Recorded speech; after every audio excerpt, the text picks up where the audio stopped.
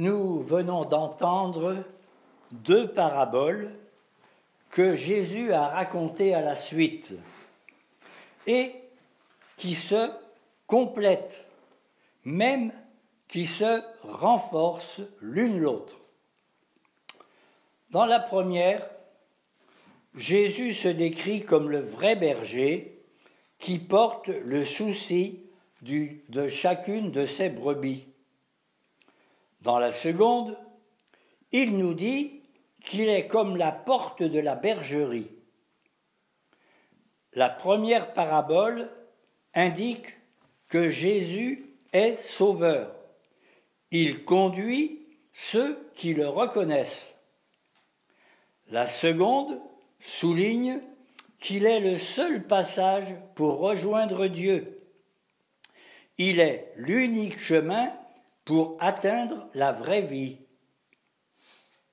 Alors, comment pouvons-nous nous reconnaître au niveau de ces paraboles? En l'absence de berger, un troupeau erre et se disperse en tous sens. C'est la constatation que Jésus pouvait faire en parcourant villes et villages de Palestine pour y annoncer la bonne nouvelle. Or, il avait remarqué que tous ces gens qui se rassemblaient autour de lui étaient comme des foules sans berger pour les guider. En effet, la plupart de ceux qui se pressaient pour l'écouter se faisaient de fausses idées sur Dieu.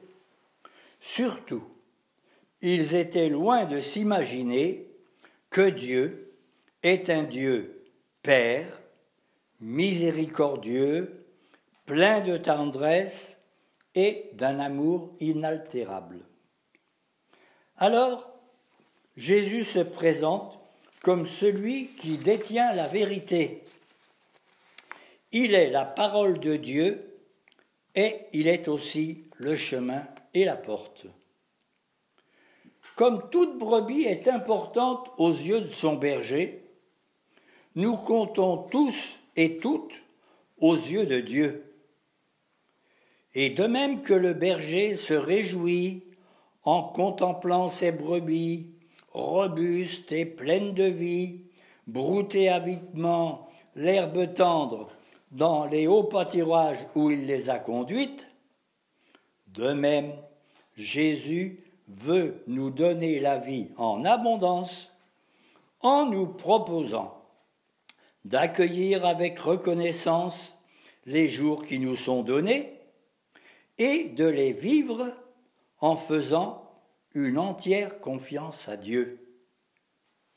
Diverses sont nos vies, diverses sont nos vocations, mais elles sont toutes tendues vers un même but, un même idéal, réaliser ce pourquoi Dieu nous a créés. Mais vouloir entrer dans les vues de Dieu nous amène à devoir rencontrer beaucoup de résistance. Il nous faut surmonter les tendances primaires de notre nature humaine, telles que l'orgueil, l'égoïsme, le repli sur soi, la jalousie, l'envie de dominer. Autant de défauts qui vont à l'encontre des désirs de notre esprit que nous pouvons exprimer avec un cœur plein de bonnes intentions cependant. Mais en les laissant prendre racine en nous, cela engendre les hésitations, les doutes, le découragement, les abandons aussi, et même les révoltes. Autant de raisons qui nous font perdre l'espoir et qui nous poussent à vivre à contre-courant de l'attente de Dieu sur nous.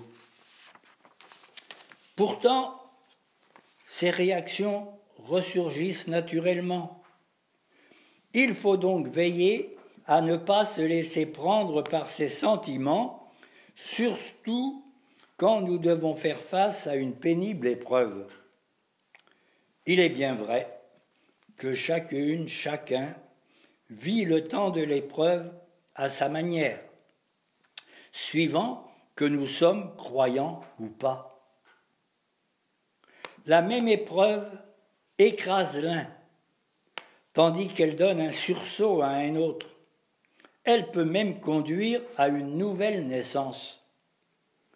C'est le mystère du don de la foi qui fait que le disciple de Jésus peut toujours se relever, progresser, retrouver un nouvel élan en toute occasion. Parce qu'il croit en la présence de Jésus dans sa vie, à ses côtés, et par l'Esprit Saint, au plus profond de son être.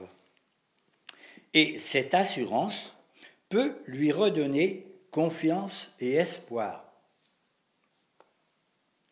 Nous venons de l'entendre se présenter comme le bon berger qui veille sur chacune, chacun de nous. Mais il se dit aussi la porte par où nous pouvons rentrer pour nous retrouver en sécurité. Et il a promis que dans la vie de son disciple, il sera là, il est là, pour veiller sur lui, le soutenir et lui donner la force pour surmonter les moments difficiles, comme en ces jours avec cette grande pandémie. Mais là aussi, tout ne dépend pas de nos seuls désirs, fussent-ils justifiés matériellement ou pour nos besoins spirituels. Il reste toujours l'attirance de notre corps qui nous pousse à repousser tout ce qui répugne à notre nature humaine pour ne rechercher que notre seul bien-être. Jésus tient toujours ses promesses et il nous connaît. C'est pourquoi, comme il veut nous donner une vie en abondance, une vie où il n'y aura plus ni larmes, ni tristesse, ni ignorance, ni souffrance, il a demandé à Dieu son Père, peu de temps avant de souffrir et de mourir sur la croix, « Père, je veux que là où je suis, ils soient eux aussi. » C'est une prière d'espérance.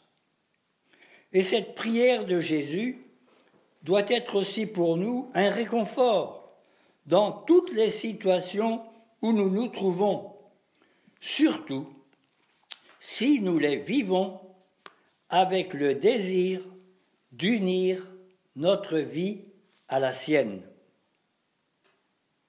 Que le bon berger ouvre notre cœur aux dimensions du sien pour que nous soyons tout d'abord accueillants à la souffrance des autres et que nous sachions nous-mêmes nous plonger dans l'océan de la miséricorde du Seigneur pour qu'en toutes circonstances, nous puissions nous laisser porter sur les épaules du bon berger, toujours prêt à nous secourir et à écouter nos justes et humbles prières.